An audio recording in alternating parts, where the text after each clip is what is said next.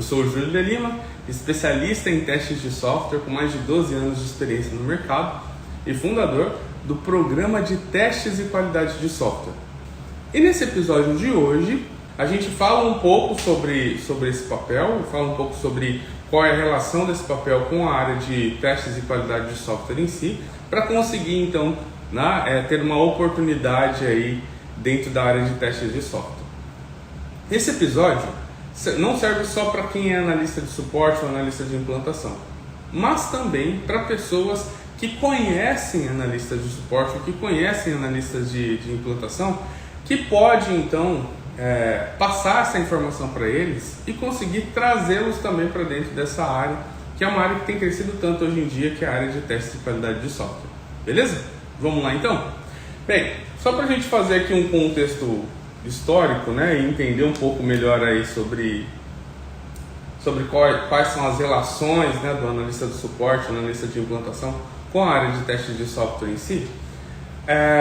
Se a gente for parar a pensar no papel do analista de suporte, que muitas vezes está lá de alguma forma contribuindo para conseguir entender quais são os problemas do cliente e trazer esses problemas à vista da empresa, isso pode acontecer de diversas maneiras. Pode acontecer através de uma ligação telefônica, pode acontecer através de um ticket aberto em um determinado sistema de atendimento, pode acontecer através de chat pela internet, pode acontecer de diversas maneiras, tem diversas interfaces entre esse profissional e o cliente final.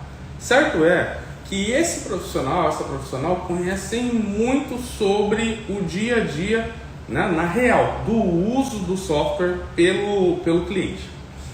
E isso é algo que muda tudo.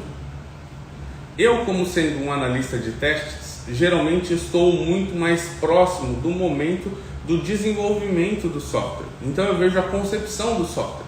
Vejo o momento onde alguém está tendo a ideia de como o software deve funcionar. Vejo o momento de quando a gente está desenhando quais vão ser os fluxos de uso do usuário daquele determinado sistema. Veja o momento onde a gente está pensando em qual é a ideia e qual que é o retorno que a gente espera ter daquele determinado software. E vejo também um momento onde eu estou junto com as pessoas do meu time pensando em qual vai ser a experiência do usuário dentro daquele determinado sistema. O que eu não vejo é o que o usuário realmente faz. E isso faz uma mudança muito grande quando a gente está falando de pensar a qualidade do software. É um momento em que a gente pega a caneta, para quem está acompanhando aqui os outros episódios, a famosa caneta, pega a caneta aqui e desenho ela e falo, tá ótimo. E daí eu pego e entrego isso para o cliente. E quando eu chego lá, quando o produto chega lá para o cliente, ao invés dele tirar a tampa aqui e começar a escrever com essa ponta da caneta, o que ele faz é olhar para a ponta de trás, apontar, pegar um apontador e apontar essa parte de trás aqui e tentar começar a usar pelo lado de trás a caneta. Estão entendendo? Ou olhar assim e pensar que isso daqui é um marcador e começar a usar como se fosse um marcador. Essa daqui é a experiência final do cliente. Ou seja, ele pode usar o software de outras diferentes formas. Por exemplo, pensando em software, se eu criei uma tela de login para o usuário e pensei essa tela de login onde ele iria lá, digitasse o seu usuário, digitasse a sua senha e clicasse no botão fazer login, quando chega lá, ao invés de clicar, ele vai navegando com o tab até o botão de login e pressiona a tecla Enter. Ou ele vai lá e simplesmente, depois de digitar o usuário e a senha, pressiona a tecla Enter. E pode ser que esse tipo de interação é uma interação que eu não conhecesse, porque eu estava dentro do time de desenvolvimento daquele determinado software. Mas o analista de suporte não, ele conhece o que acontece do outro lado. E quando o cliente está usando e como o cliente usa e quais são as principais dores do cliente. Por quê? Porque essa pessoa está lá do outro lado. E nesse outro lado está lá pensando está lá tentando ajudar a entender o problema do cliente, tentar reportar esse problema da melhor forma possível, para que então os times de desenvolvimento, de engenharia de software, consigam entender o problema e resolver aquele determinado problema.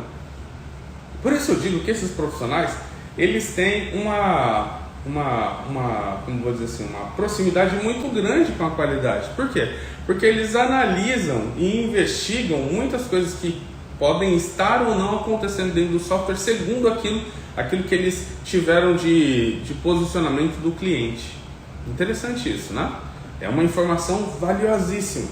Inclusive, quando eu estou trabalhando em uma organização que eu tenho acesso aos profissionais de suporte, eu quero muito conversar com eles para entender o que é que eles veem de principais problemas de qualidade relacionados àquele determinado software. Eles sempre têm informações muito, mas muito valiosas para me dar. E essas informações, elas me ajudam até a conseguir melhorar a minha estratégia de testes, né, para as próximas interações. Porque com base naquele monte de informação que eles me dão, né, eu vou lá então e penso e vejo o que faltou na minha estratégia de teste para que ela fosse melhor ainda. Bacana, né? Bom, então essas pessoas elas têm uma visão muito, mas muito bacana do que é a qualidade sob a perspectiva do cliente, ok? Outra coisa que essas pessoas sabem muito é sobre riscos. As pessoas que trabalham como analista de suporte sabem onde que estão os principais problemas que podem acontecer do lado vamos dizer assim, que podem acontecer falando especificamente do produto em si, né? O produto de software que a gente comercializa ou que a gente disponibiliza para os nossos clientes. Essas pessoas têm uma visão muito clara de onde é que podem acontecer alguns problemas, e problemas que são problemas graves. Por quê? Pensa assim, se o nosso cliente encontra um problema, a gente pode considerar isso como sendo algo muito grave. Por quê? Porque esse problema ele vazou. A gente não conseguiu capturar esse problema enquanto ainda estávamos dentro de um ciclo de desenvolvimento do software, certo? Então esse problema ele vazou e foi lá para as mãos do cliente. A partir do momento que o cliente encontrou esse problema, a gente já tem uma situação aqui que é uma situação ruim. Por quê? Porque o cliente percebeu um problema lá do lado dele, ok? Às vezes o problema que o cliente percebeu lá do lado dele é um problema simples, que, não afeta a vida dele. Mas às vezes pode acontecer que seja um problema que vai afetar a vida dele. Então vou dar um exemplo de um problema que não afeta a vida dele. Ele é um cliente que está dentro do setor de supermercados, e aí dentro da tela de relatório de vendas, existe lá uma palavra que está escrito login, ok? Login como sendo o dado do usuário, login. Só que em vez de estar escrito login com o G, está escrito login com J. Então está escrito login, em vez de estar escrito login com G, certo? Esse é o problema que está acontecendo ali dentro daquele determinado relatório. Só que todos os cálculos, todas as contas, todos os itens, o inventário em si está tudo certinho. Aquilo então não impacta o negócio do cliente, não impacta a forma com que ele gerencia a empresa dele, entenderam? Agora, quando o cliente encontra um problema, esse mesmo cliente encontra um problema que dado aquele inventário que está sendo apresentado, o cálculo do total, que é o total que, ele teria que ter em caixa, está modificado. Tem dinheiro a menos. A conta final aparece com um valor menor. Mas apareceu R$1.000 menor, entendeu? E aí aconteceu esse problema e o que isso leva? Leva a eles entenderem que, está acontecendo algum problema aqui no nosso software, porque a gente está tendo aqui então um faturamento X e está tendo um valor menor aqui no relatório. Ou pode ser pior ainda, algo que vai prejudicar a vida de muitas pessoas. No relatório está saindo que eles venderam 50 mil, só que no caixa eles têm 25 mil. Puxa, o que aconteceu com todo esse dinheiro que estava ali nesse intermédio? Estão entendendo? Esses são problemas que são problemas mais críticos. Por quê? Porque envolvem diretamente a forma com que eles gerenciam o negócio deles e a qualidade com a qual eles gerenciam o negócio deles. Entende? Mas o que acontece é que o analista de suporte consegue ter acesso a esses tipos de problemas que geralmente acontecem, e eles conseguem ter então uma visão de risco muito maior. Então, quando eles percebem que existe uma nova versão que vai sair e que essa versão tem a ver com cálculos e que eles se lembram que já aconteceram problemas relacionados a cálculos há 2, 3 meses atrás, eles certamente vão levantar a mão e comentar lá entre si dizendo, olha, vocês viram aí que vai ser uma versão nova do sistema, né? Que tem a ver com um problema, que tem a ver com cálculos. E a gente já sabe, né, gente? A gente erra muito em cálculos. Já fiquem atentos aí, porque pode acontecer de a gente receber muitas ligações durante esse mês que vem, porque o mês que vem a gente vai liberar uma versão nova. Estão entendendo? Então essas pessoas elas já sabem já. E aí pensando nos riscos, elas podem mitigar isso.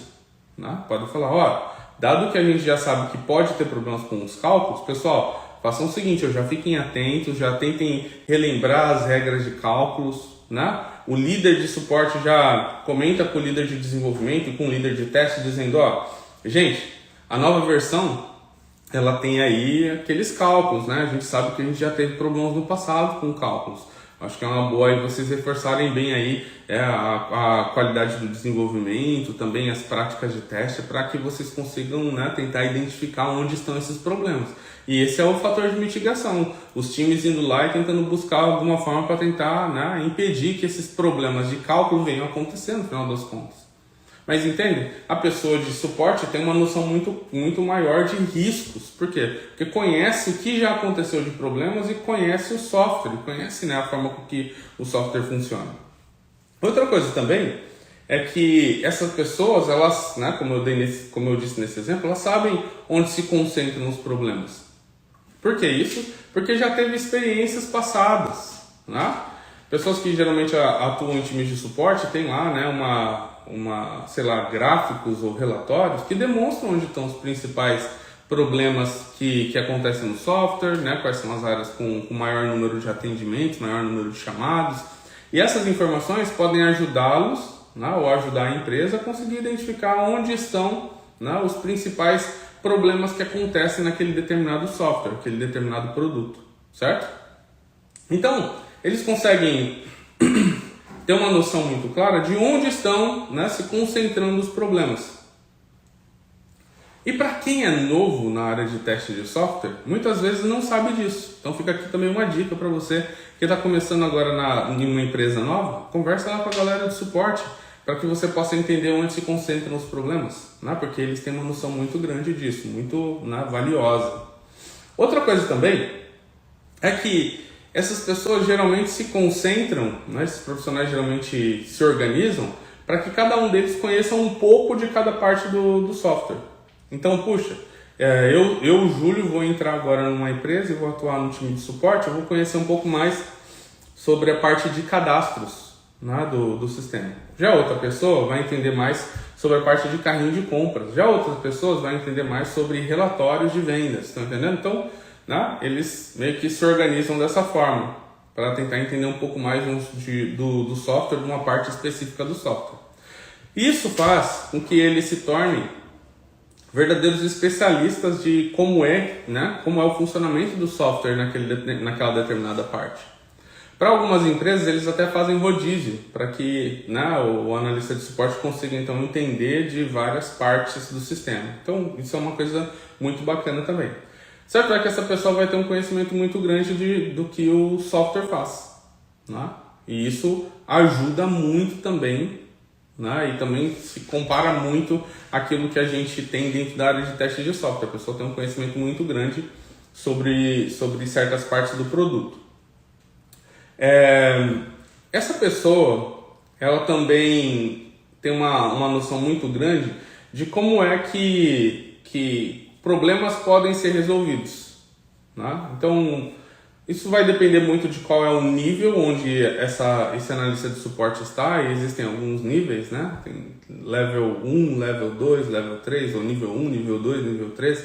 Então, né, depende muito, o nível de detalhe do que ele conhece da solução do problema pode variar segundo o nível em que ele está dentro da organização, né?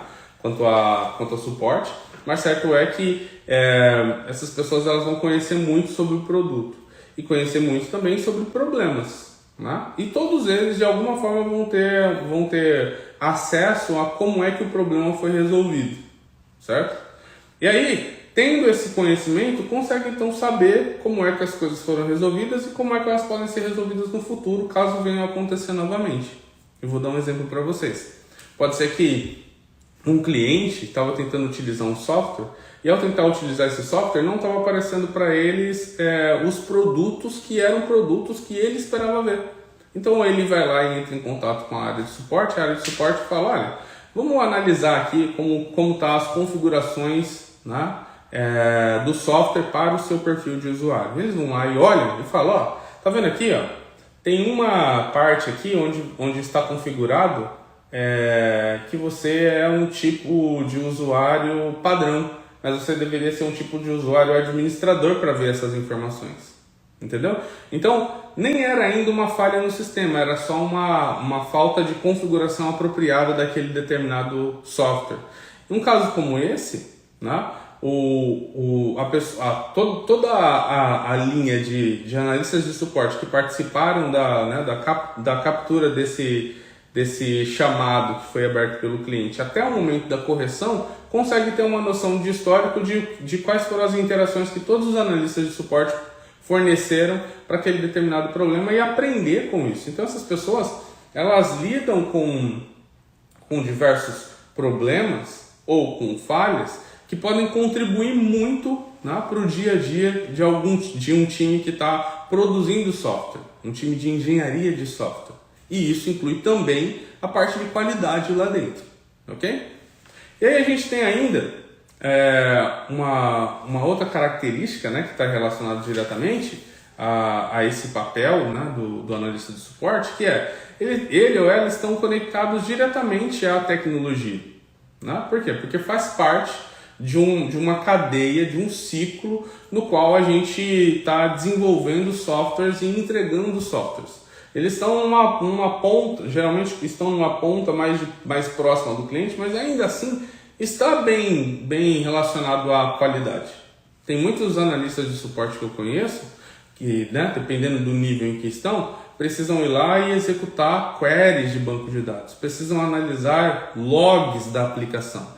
E essas características são características que estão relacionadas diretamente à tecnologia, entendeu?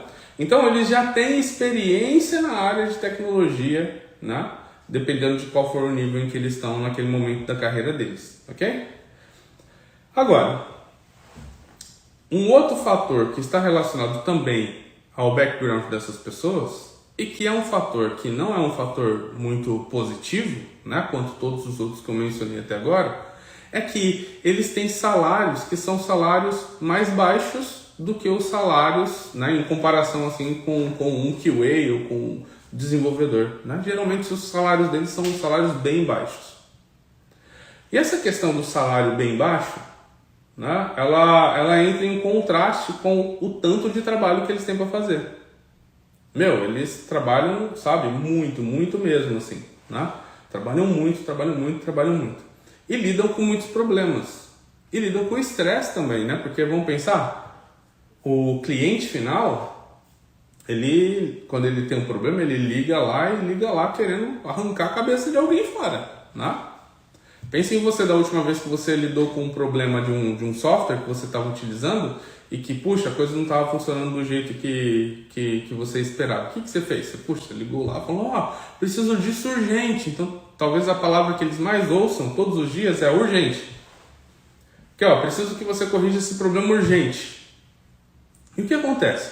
Essas pessoas, elas não têm a possibilidade de interagir de uma maneira tão, vamos dizer assim, conectada à engenharia de software, que consegue ir lá e, sabe, literalmente ir lá e modificar alguma coisa, modificar alguma forma dentro do processo de desenvolvimento de software que evite esses problemas no futuro. Eles podem aconselhar, eles podem recomendar, eles podem reportar, mas eles não estão lá dentro, entendeu?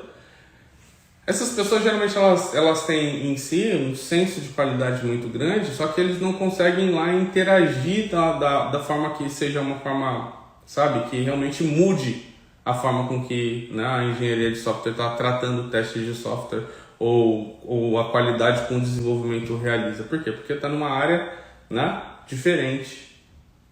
beleza?